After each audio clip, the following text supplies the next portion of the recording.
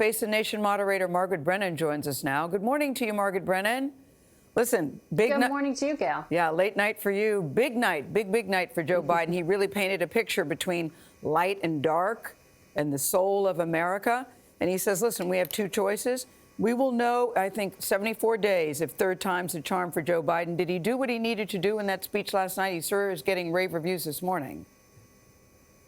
Well, he had no technical flubs, no missteps, and he did not look like Sleepy Joe, the moniker that the president has put on him. So he countered that. It was impassioned, it was empathetic, and it really delivered around some of those points, trying to relate to the American people eye to eye. It was that head-on shot the entire time, almost like a presidential address. And so in some ways, the Biden campaign was able to use this unconventional format to his strengths, which is to give some empathy to those who've lost family members and loved ones during the pandemic, for example. So he did achieve those things. Whether it's enough to persuade progressives that a centrist Democrat is their man too, or to get independents on board, is ultimately up to the voters. Yeah, he said decency is on the ballot, and decency matters to a lot of people. As you point out, it was a very unconventional convention.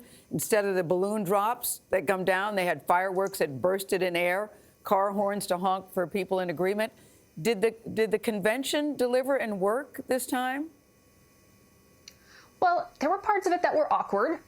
You know, the Zoom meeting back to back over the past few days, but there were parts that worked. And I think on the most important sort of exclamation point to the week, which was Joe Biden's own personal address to the country, they made the format work for him the same way they did for former President Obama the day before. There weren't cheers, there weren't boos, there was no one to react. It was kind of like a presidential address in this hermetically sealed environment. So they made that work for the candidate, but we'll have to see what happens during the debates.